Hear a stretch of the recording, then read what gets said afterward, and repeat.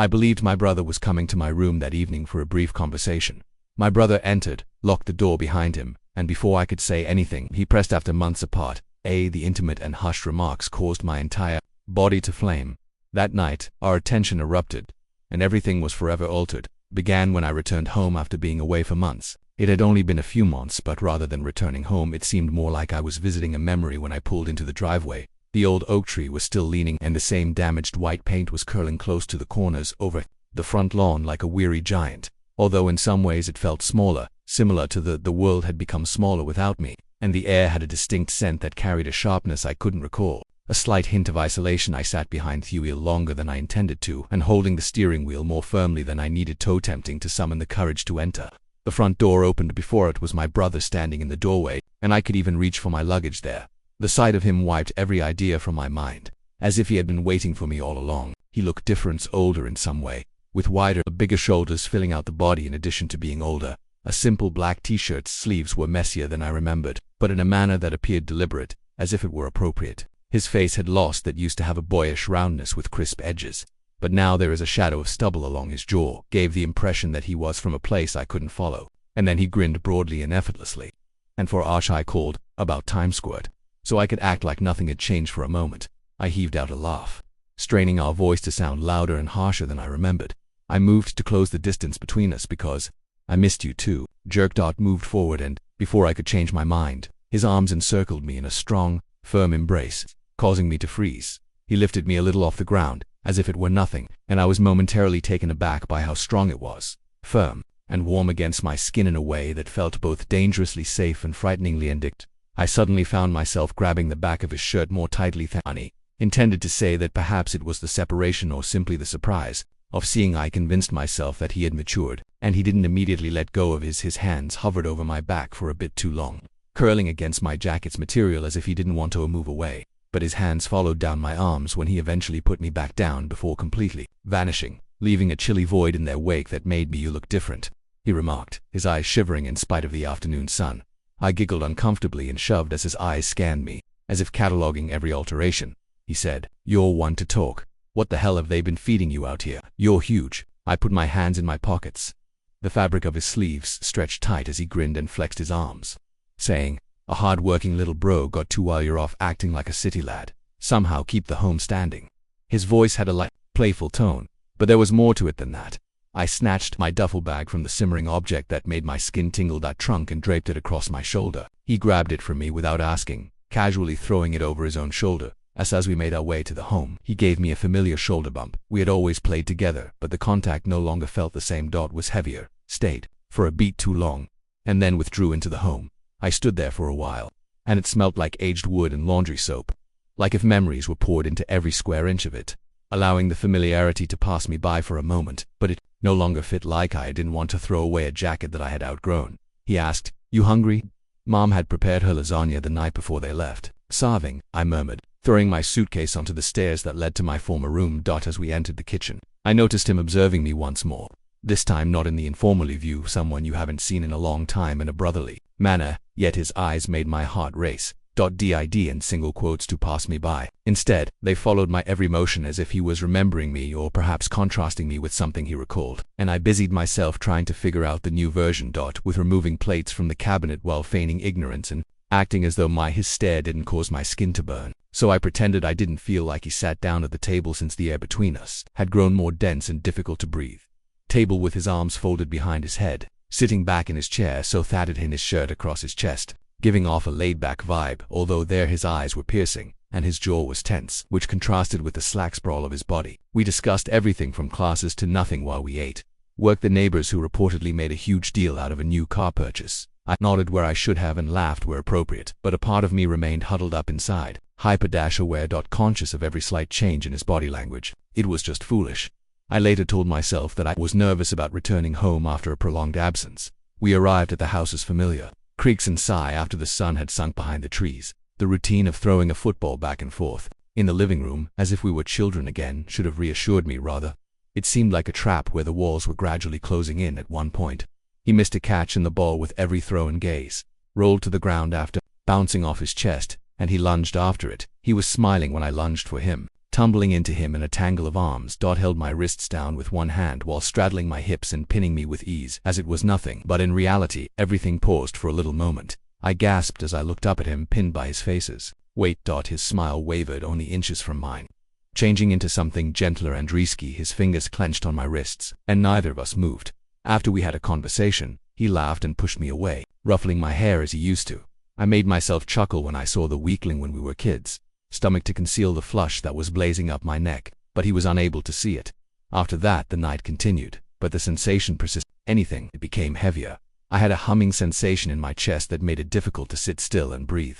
I slumped back when I eventually hauled myself upstairs and shut the door, heart thumping hard against my ribs for a long minute. He may not have been the first day back, but I'm simply the little brother now, had been odd enough. But what really happened in the days that followed stood to shift slowly at first, so subtly that I could act as though I wasn't observing, but pretending only lasted so long, and each day made it more difficult, tolying to myself. I initially choked it up because of the way he watched me, considering that I had been gone for months. I had a basic brotherly curiosity. Perhaps he was attempting to bridge the gap at the time by observing the changes had extended between us. I reminded myself when I saw him looking at one morning. The toaster was humming softly across the kitchen from me. When I looked up, his eyes remained fixed on me, without flinching, until whatever unseen bond held us together was broken when the toast appeared, and the two touches had always been more than just the looking. When we were kids, roughhousing, shoving, and hitting had been a part of our language. He had been careless and easygoing, but now his hand would stay on my when he handed me a glass. Back then, his fingertips would brush against my wrist as he went by behind me, and instead of they would stop abruptly, feeling warm and solid against my flesh. Before, the worst aspect was that he seemed to be forcing himself to move as he slipped away. Every time he let go, I could feel the heat of him lingering for a long time, like a tattoo imprinting me in areas that no one could see. I convinced myself that it was just my nerves getting used to being at home once more, but the justifications quickly came to an end, and we engaged in a backyard wrestling match. It was intended to be a silly way to burn off the day like it used to be. He effortlessly tackled me out of boredom, pinning me to the grass while he laughed while I struggled beneath him, but I thought he would let me up when I quit fighting, but didn't. He remained there with his hands circling and his body crushing mine into the ground. My wrists once again, just as he had done on the previous night, before his laughter subsided into stillness, and when I turned to face him, he was already observing. He let me go, his face blank, his eyes dark with something I couldn't identify. Laid there longer than I thought I would, but after a time, he grunted and pushed off, throwing me my cap as if nothing had occurred. Should have felt as though the ground underneath me wasn't as solid as it once was as I was gazing up at the sky. We spent the evening on the couch with a movie playing in the background, neither of us paying attention. I extended my legs out along the cushions while paying close attention, comfortable, and he lowered himself next to me until our shoulders touched. Neither he nor I moved. Something unsaid made the distance between us feel weighty and electric. Instead of moving away, he allowed his thigh to remain crushed against mine. There was a silent challenge there that I was unsure of how to respond to at one point. Leaning back, I grabbed the remote control from the coffee table, and our bodies collided. Although there wasn't much of a tangled dot of limbs and an ungainly bump, yet I ended up half spread on his chest, rubbing my face into his side, perilously near the pit of his throat, where his heartbeat was rapid and steady. Both I and the movie froze. I could feel his heart as he kept playing the blue light that flickered across the walls without moving either of us, hammering on my arm, or perhaps my own hammering so loudly that it reverberated. His breath caught once between us before he moved slightly to a lie, moved away from him without appearing to recede. But none of us said. I pretended to concentrate on the film after that, but I was unable to tell you anything about it at all. Could only imagine how his body had felt beneath mine, too warm, too powerful, too familiar yet very alien. I could yet sense his ghost. The slight smell of soap and skin was still detectable when we touched where our skin had met. It clung to him, and I felt guilty for wanting to notice but failing to do so the following day. It was simpler. We kept coming up with reasons to touch while walking past one another in the hallway, standing too near to the last piece of pizza while there was plenty of space, half-heartedly battling for it in the kitchen. Spreading out was more than simply his physical contact. It was also the way he gazed at me. His eyes were too heavy and earnest, as though he was trying, but not like a brother should, to commit to memory. The way my mouth twisted, the line of my throat and the slope of my jaw. Even worse, I found myself staring back at the beginning when I tried not to smile. I caught myself, pushed my gaze away, and my cheeks burned with embarrassment, but it continued, occurring in quick, lengthy, slow gaze that lasted only a second, as well as in stolen glances. I wish I were innocent, because every time I looked into his eyes, it seemed like something in me tipped perilously, like if I were standing on the brink of AI, lay awake at night, staring at the ceiling, on a precipice that I hadn't intended to climb.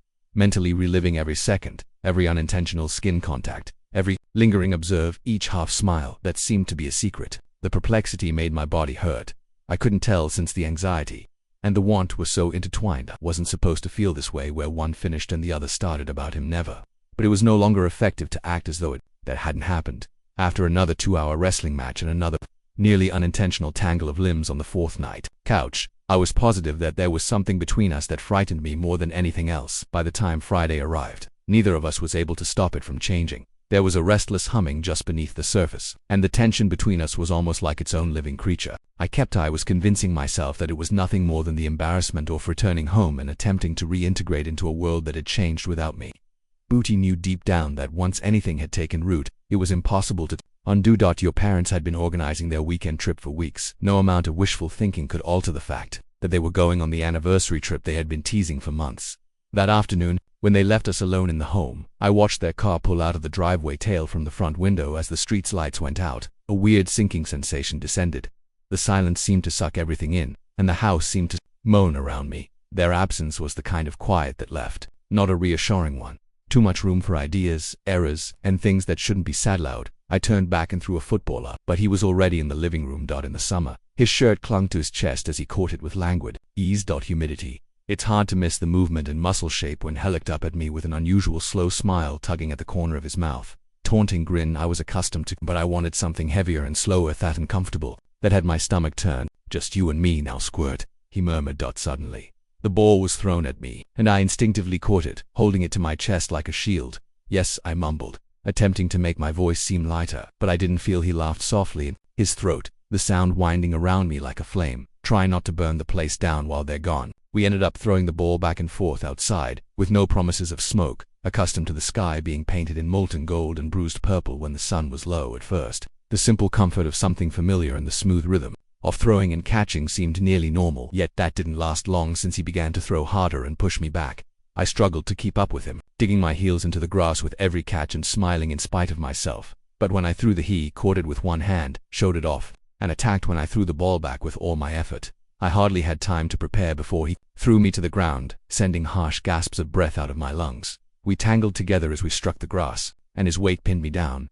I heard a gruff, breathless laugh in my ear, and for a brief minute, neither of Us's body crushed against mine, all heat and powerful muscle. While the world twisted, his hands found my wrists in a way that seemed too intentional to dismiss as accidental. Like previously, he pinned them to the ground once more, but this time his face was hovering over mine, near enough to make it difficult to disguise laughter, that I was able to see the small scar on his chin from when he fell off his bike when we were kids.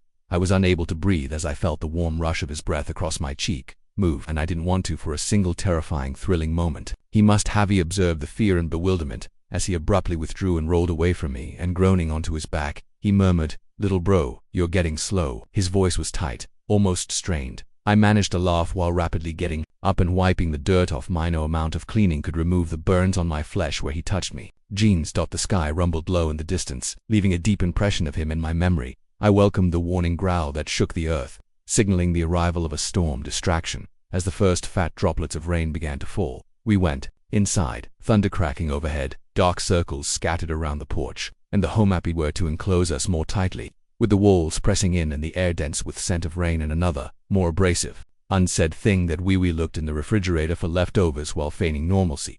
We struggled over the remote control and debated over what movie to watch, acting like children once more, but every touch and every look when he held my wrist. During one of those moments, every breath seemed laden and pulsing with an energy I couldn't identify. His fingers tensed a bit too much throughout our amusing altercations when, with wild laughter, he pushed me to the couch and mashed his hips against mine. I pushed him away in a way that made my body turn against me and my heart falter.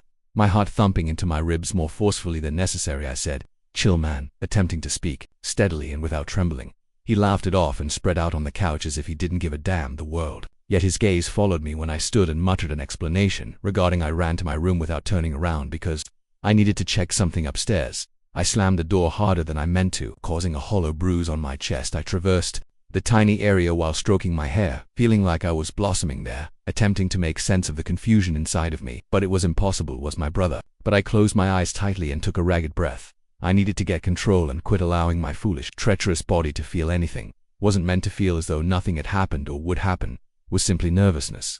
roughhousing, and the strange awkwardness of arriving. I threw myself onto the bed and buried my face in the pillow after returning home after a lengthy absence. Eager to go to sleep in order for the storm to temporarily sweep everything away. The only sound coming from outside was thunder rolling in and rain beating against the windows. I concentrated on the languid, perilous waves in the sky and clung to it like alaflin, allowing it to block out the vulture-like thoughts that are racing through my head. Must have been on the verge of falling asleep, trapped in that dreamlike, weightless state where dreams begin to permeate reality. At that moment, I heard the creak of a floorboard, faint and almost timid. My heart thumped in the corridor, and I sat up gradually as every nerve ending snapped. Was wide-eyed and gasping for air when I awoke and took another step towards the door. He was outside this time, feeling the gentle feel of bare feet on ancient wood.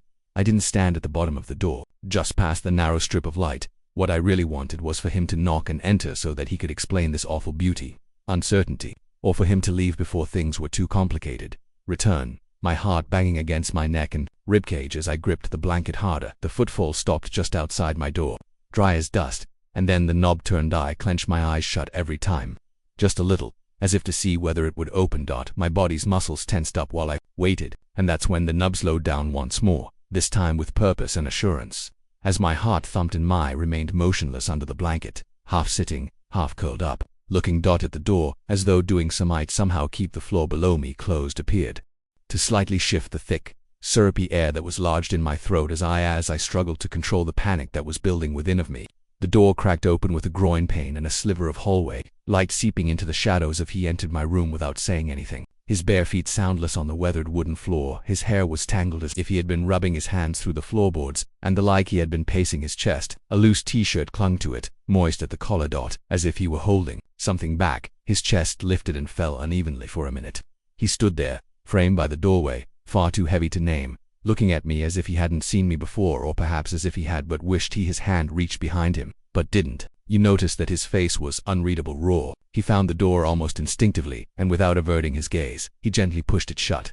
The last click made a tiny sound, yet it was loud enough to reverberate across the room. I stared helplessly as he tried to block out the distant thunder. His fingers quivered against the metal as he went for the latch, but he turned in any case. A silent, ruthless snap sealed us within together. I sat up suddenly, my heart thumping as the blanket gathered around my waist, loudly in my ears, drowning without everything else. The ceiling appeared lower and the walls seemed to press closer, and he remained by the door while the air between us became thicker till breathing felt like attempting to draw air through cloth. His hand continued to rest against it for a bit longer, as if he needed something firm to support himself, and then gradually he pushed away, almost painfully, and moved cautiously across the room, time until he was near enough to the edge of my bed for me to feel thigh. Could smell the subtle soapy smell coming from the heat of his body seeping into the gap between us, skin and the faint earthy scent that was unique to him. I didn't move. He sat back on the bed and lowered himself onto his knees, but I was unable to breathe. His thighs with his hands balled into fists, as though he tipped his face up towards mine while physically keeping himself back,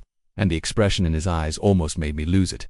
I had never seen him look like that before. His mouth was afraid and aching desperately, opened and closed once more, swallowing a hard throat that was clearly bobbing, and when he eventually said, "I can't pretend anymore." His voice was so raw and broken that it hardly sounded like his. The words seemed to be whispered and hit the middle of my chest, knocking out all. I squeezed the blanket so hard that my knuckles hurt while I tried to exhale, anchor myself to something, but the room whirled around me a little. The world shrank until just he was left, kneeling and shaking. He briefly closed his eyes before using 5 words to destroy us both. After gathering himself, he opened them once more, and they gleamed in the dim light coming in from the hallway, and the emotion he was experiencing was so intense that it was impossible to conceal. "It's always been you," he told him mercilessly. Confession tore through his flesh like a bone breaking through shock. Went through me first, causing me to become disoriented and unable to digest it quickly enough that I was unable to locate the appropriate file in my mind to cram it into this, and therefore didn't say brothers didn't experience these things.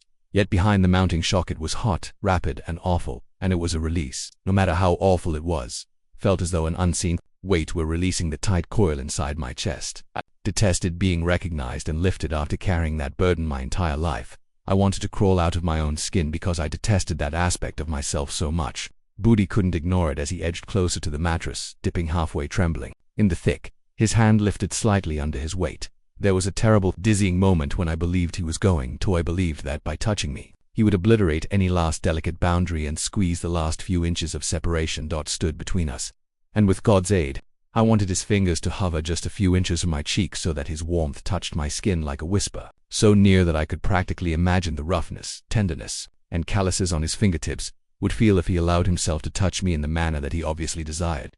But his hand trembled there for a long, breathless heartbeat as he paused at the last second, then balled into a fist and slid back to his lap in a futile manner, bent his head and pressed his palms heel to his forehead as if he could physically cleanse himself of the embarrassment. His body trembling with each line of "I'm sorry," he rasped, his voice tight with fear, need, and remorse.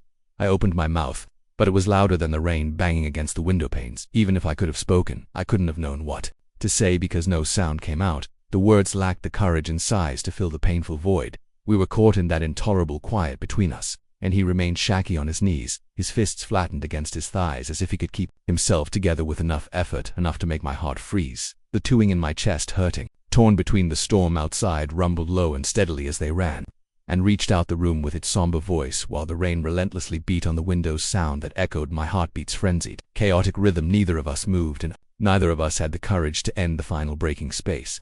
The air between us hummed with each syllable that we were unable to express, every emotion we were unable to identify, every breath we took from the debris we were going to depart. And in that incredibly tense moment, I somehow knew we had already gone too far, and I was unable to move or breathe, caught between the tremendous, agonizing urge to stay and the instinct to flee.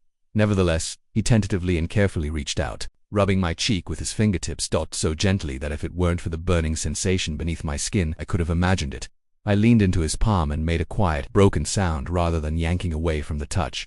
His breath caught in my throat, and he looked frantically into my eyes, like though he was begging me to push him away so that this might be over before it truly started. But I didn't. Instead, I awkwardly groped for him, trembling, and fisted the fabric of using all of my remaining strength.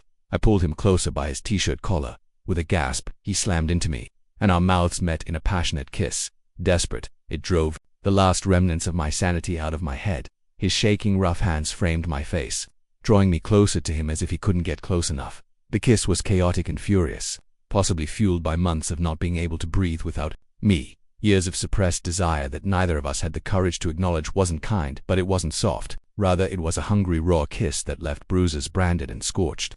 I gave him a kiss in return while holding him tightly. His kiss felt scorching against mine, like if he were the only thing keeping me together. As he wandered, his hands moved into my hair, down my spine, and over my ribs. Had to commit every detail of me to memory before we both realized what was going on. Without severing the kiss, he softly pushed me back into the mattress and followed me down. Mine with a nearly hurting knee, our legs twisted awkwardly and our breaths. The bed was rough and uneven, and it creaked slightly beneath us until we took action. When we did separate, it wasn't because we desired to. Rather, it was because we had to, since breathing had turned into a lost battle for us both. He remained near me, pressing his forehead against mine as our noses touched.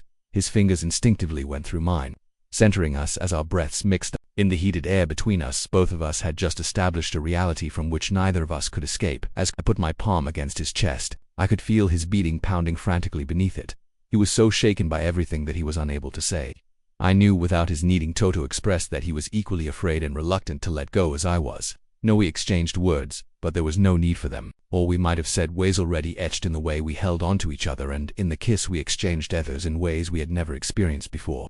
Now breathless, broken, and entire, he cupped my face once more, tenderly stroking my cheekbone. With his thumb, I closed my eyes in awe and disbelief, as if he was still unsure that I was real.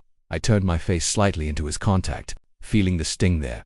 The weight of our recent actions weighs heavily on my chest, but I'm also feeling relieved and accepting of something ancient, fearful, and imprisoned inside of me had been released the instant his lips met mine. And because it was out, it couldn't be stuffed back inside. He moved next to me in the dark and softly drew me into his arms till my head leaned into his chest, and I could hear his heart's raging thunder.